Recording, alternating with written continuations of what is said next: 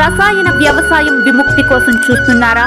గోవు పాలనతో పాటు చేయు గో ఆధారిత వ్యవసాయం నీ ధ్యేయమైతే నీ అవసరం ఇక్కడుంది. అందులో 33 రకాల్లో 15 రకాలు ఎక్స్టెన్షన్ లో ఉన్నాయి. అంటే ఇంకా పూర్తిగా అంతరించిపోయే దశలో ఉన్నాయి. అలాంటి దౌర్భాగ్య పరిస్థితుల్లోకి వచ్చాం మనం. ఇది మనం గమనించాల్సిన విషయం. న్యూజిలాండ్ అమెరికాకి పాలన ఎక్స్పోర్ట్ చేయడంలో సెకండ్ ప్లేస్లో ఉంది. 20% of milk goes from New Zealand.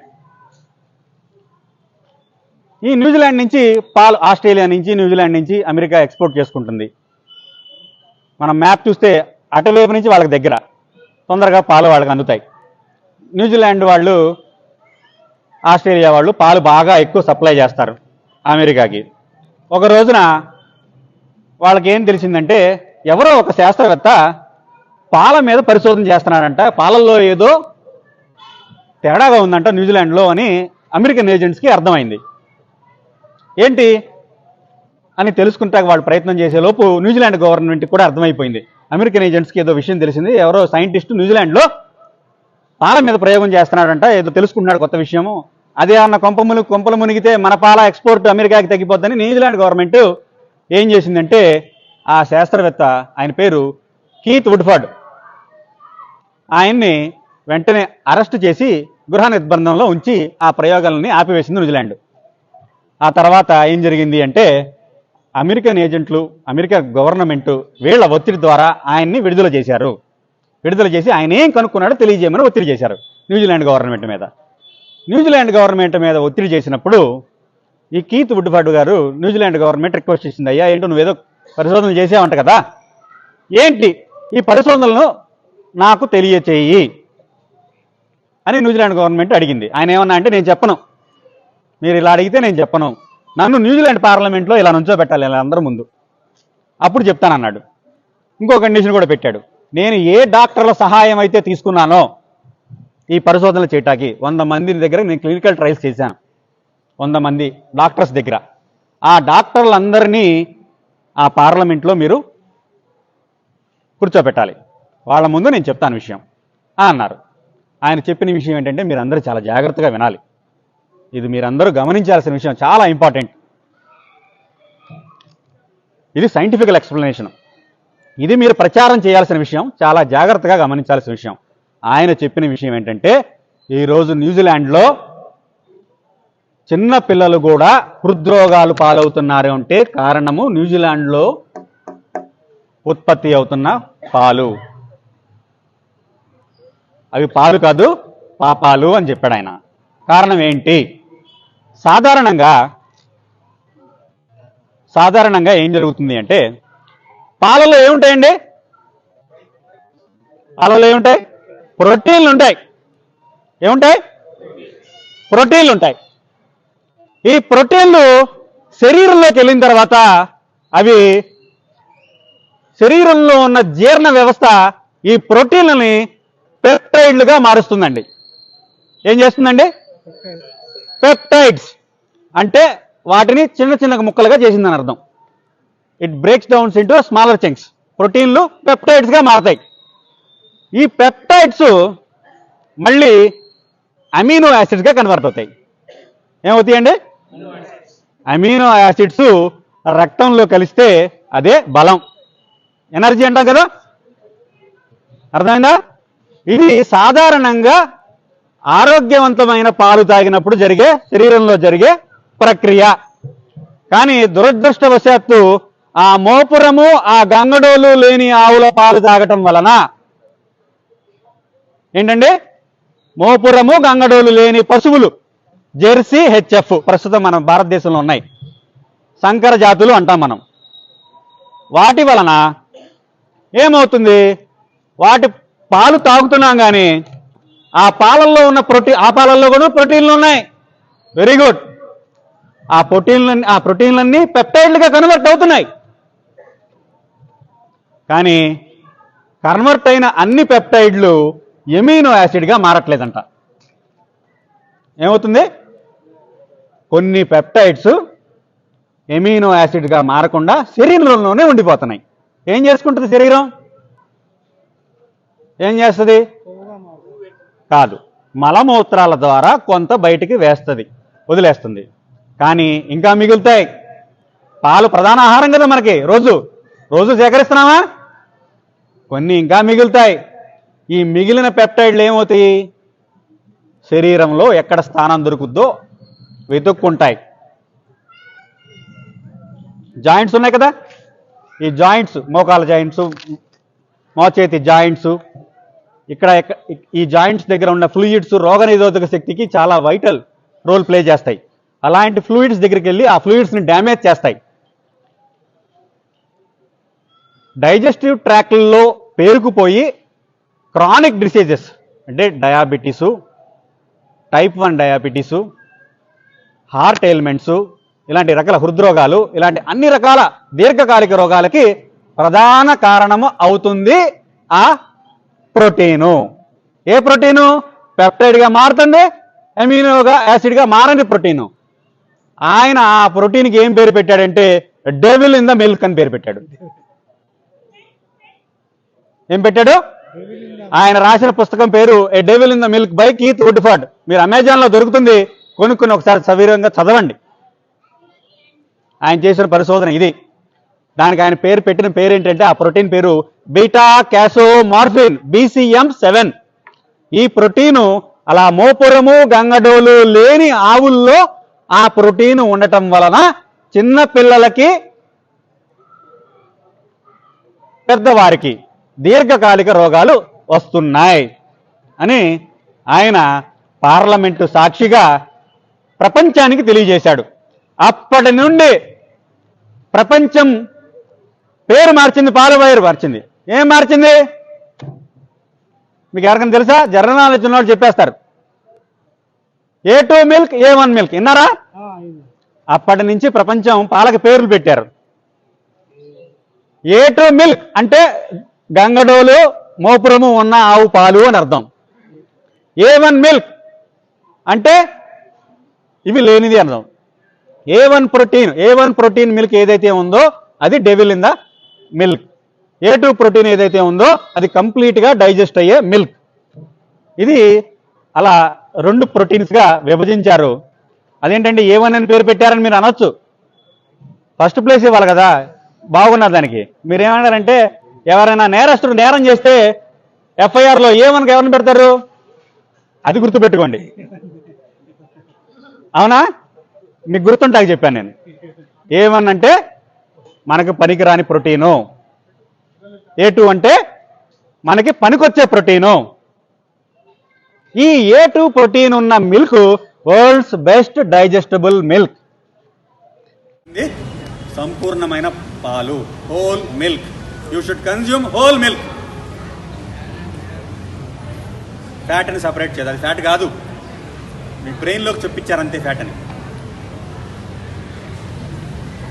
కాబట్టి ఈ హోమోజనైజ్డ్, ప్యాచరైజేషన్, ఈ 2 పదాలు ఉన్న ప్యాకెట్ని మీరు ఇళ్లలోకి తీసుకురావద్దు. అయితే ఇది జనాలకు అర్థమైపోయింది. నాలాంటి వాళ్ళు చెప్పేస్తున్నారు ఇప్పుడు ప్రజలకి. ఇప్పుడే ఏమైంది, కొత్తగా ఇందడే ఎవరో చెప్పారు, ప్యాకెట్ల మీద యాడ్ చేస్తున్నారు. పోతున్నాయి కదా, మరి అందులో ఏం పడుతున్నాయి? ప్రోటీన్స్ పోతున్నాయి కదా. పోతున్నాయి కాబట్టి మేము మళ్ళీ యాడ్ చేస్తున్నామని ఫోర్టిఫైడ్ మిల్క్ అంటున్నారు. ఇప్పుడు చూసారా? ఇప్పుడు కొత్త పద్ధతి అనమాట. ఇప్పుడు ఫోర్టిఫైడ్ అంటే మేము ఇంకా అందులో సూక్ష్మ పోషక తత్వాలు యాడ్ చేసామండి అని. ఏముడిచ్చింది దాన్ని పోగొట్టి నువ్వు యాడ్ చేసేదేంటి కృత్రిమంగా? కాబట్టి మీరు అందరూ గమనించాలి ప్యాకెట్ పాలు వాడేటప్పుడు. అలాగే పాలు ఆయుర్వేదం ప్రకారం దేశవాళీ ఆవు పాలు రసాయనం. రసాయనం అంటే మన లైఫ్ స్పాన్ని పెంచేది అని అర్థం. ఏమండి? మన లైఫ్ స్పాన్ని పెంచేది. తర్వాత జీవనం. ఆయుర్వేదం ప్రకారం దేశవాళీ ఆవు పాలు జీవనం. జీవనం అంటే రోగనిరోధక శక్తిని పెంచేది అని అర్థం. ఆయుర్వేదం ప్రకారం దేశవాళీ ఆవు పాలు బల్యం. బల్యం అంటే శక్తినిచ్చేది.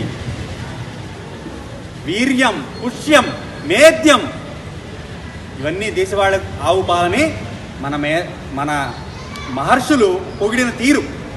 నేద్యం అంటే మేధస్సును పెంచేది. అసలు ఈ ఆవు పాలు పంచగవ్యాల గురించి నేను తెలుసుకోవడానికి కారణమైన రాజీవ్ దీక్షిత్ గారు చెప్పిన మాట చెప్తాను మీకు అందరికీ. మీరు ఆశ్చర్యపోతారు. ఆయన చిన్నప్పుడు మందబుద్ధి అంట. ఏమండి, మందబుద్ధి. వాళ్ళ అమ్మగారు కంగారు పడ్డారు. ఏంటి నా కొడుకు ఏమీ అవ్వట్లేదు, ఏమీ తెలియట్లేదు, ఏమీ సంగ్రహించలేకపోతున్నాడు. ఆచార్యుల వారి దగ్గరికి వెళ్ళి ఆవిడ కంగారు పడిందంట. ఏమండి నా పిల్లవాడి పరిస్థితి అంటే ఆయన ఏం కంగారు పడమాక, రోజు దేశవాళీ ఆవు పాలల్లో 1 స్పూను దేశవాళీ ఆవుని వేసి రోజు పాలు తాగిచ్చన్నారంట ఆయన.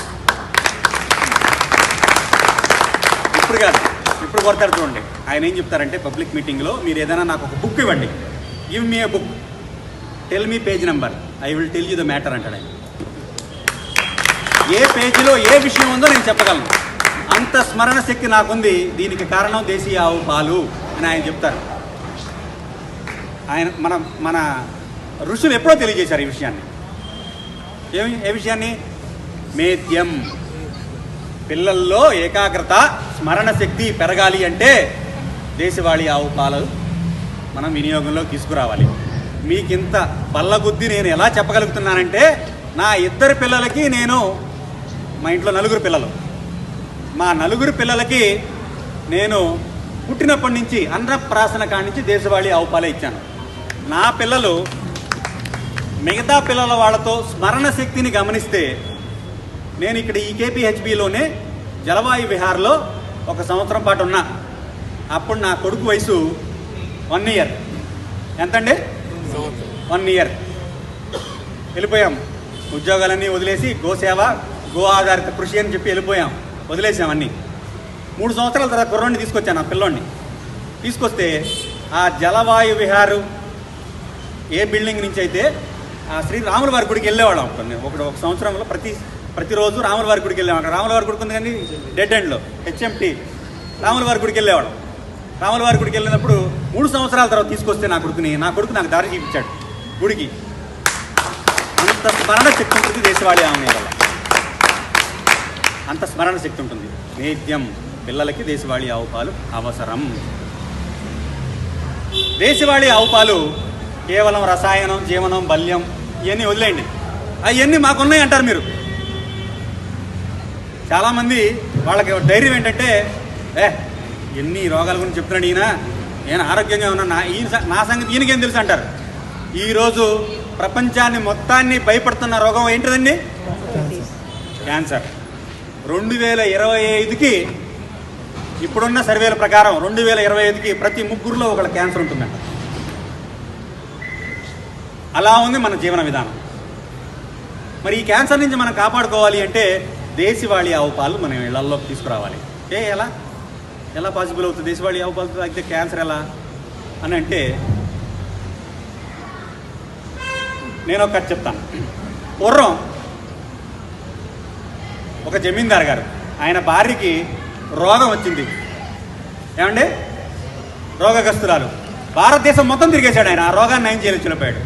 ఎవరో కాశీలో ఒక ఆచార్యులు వారు ఉన్నారు, ఆయన దగ్గరికి తీసుకెళ్ళమన్నారంట. ఆయన దగ్గరికి తీసుకెళ్తే ఆచార్యులు వారు ఏమన్నా అంటే, ఇది క్యాన్సర్, నేను తగ్గించలేను, మందులు కూడా నేను ఇచ్చినా కూడా అవి పనికిరావు, అలాంటి పరిస్థితిలో ఉంది ఆవిడ. 4th స్టేజ్ అనుకోండి, లెట్ us assume. ఆచార్యుల వారు కూడా డిసైడ్ చేశాడు. అయితే చివరిలో వెళ్ళిపోతున్నప్పుడు ఒక మాట చెప్పాడు, అయ్యా ఒక్క ప్రయత్నం చేయండి. ఏంటి? మీ ఇంట్లో దేశవాళీ ఆవును తీసుకొచ్చి రోజు ఆవిడకి దేశవాళీ ఆవు పాలు ఇవ్వండి. అయితే ఇంకొక విషయం కూడా గుర్తుపెట్టుకోండి, దేశవాళీ ఆవు పాలు ఇస్తున్నప్పుడు మీరు ఏ ఔషధం కూడా తీసుకోవద్దు, ఎందుకంటే దేశవాళీ ఆవు పాలని అవమానించొద్దు అన్నాడు ఆయన. జమీందార్ గారు నీ చేసేది ఏమన్నా చివరి ప్రయత్నం కదా, ఆవును తీసుకొచ్చాడు, ఆవు పాలు తాగిచ్చాడు, ఆవిడ క్యాన్సర్ తగ్గింది. ఇది యథార్థంగా జరిగిన సంఘటన. గీతా ప్రెస్ గోరఖ్పూర్ గోసేవ అని ఒక 20 రూపాయల పుస్తకం ఉంటుంది, అందులో కథ ఇది, జరిగిన వాస్తవ సంఘటన ఇది. అమృత్ పటేల్ గారు కూడా వచ్చారు, ఆరోగ్య రహస్యాలు, అక్కడ దొరుకుతుంది ఆ పుస్తకం, కొని చదవండి ఒకసారి. అయితే మరి ఇది ఆశ్చర్యంగా ఉంది. మరి దీనికి సైంటిఫికల్ రీజన్ ఏంటి? మీరు కథ బాగా చెప్పారు, ఇది కథ. దీనికి సైంటిఫికల్ రీజన్ ఏంటి? దీనికి రీజన్ ఏంటి అంటే, సాధారణంగా శరీరంలోకి ట్యూమర్స్ ఏర్పడినప్పుడు, క్యాన్సర్ మన శరీరంలో ఉత్పన్నమైనప్పుడు, క్యాన్సర్ సెల్స్ మన రక్త కణాలు ఏమవుతాయి అంటే సూసైడ్ చేసుకుంటూ ఉంటాయి. వాటి ఏమంటారని ఆత్మహత్య చేసుకుంటూ ఉంటాయి. ఇది 1-2 స్టేజ్ల్లో సూసైడ్ చేసుకునే టెండెన్సీ. 3-4 స్టేజ్ల్లో పక్క సెల్కి కూడా నువ్వు సూసైడ్ చేసుకోవాలని ప్రేరేపిస్తాయి. ఈ సూసైడల్ టెండెన్సీని తగ్గించే గుణము దేశీవాళీ ఆవు పాలల్లో ఉన్న 2 ప్రోటీన్లకు ఉన్నాయి. ఆ ప్రోటీన్ల పేరు CLA, VFA. ఈ 2 ప్రోటీన్లు ఈ సూసైడల్ టెండెన్సీని తగ్గిస్తాయి. ఎప్పుడైతే సూసైడల్ టెండెన్సీ తగ్గిందో క్యాన్సర్ క్రమేపీ తగ్గుతుంది. అలాగే ఆ జమీందార్ గారి భార్య తగ్గించుకోగలిగింది. కారణం ఇది. ఈరోజు సమాజంలో చాలామంది మహిళలు బ్రెస్ట్ క్యాన్సర్తో బాధపడుతున్నారు. అవునా కాదండి? ఇదివరకు ఇన్ని బ్రెస్ట్ క్యాన్సర్లు ఉండేవి కాదు. కారణం ఏంటి?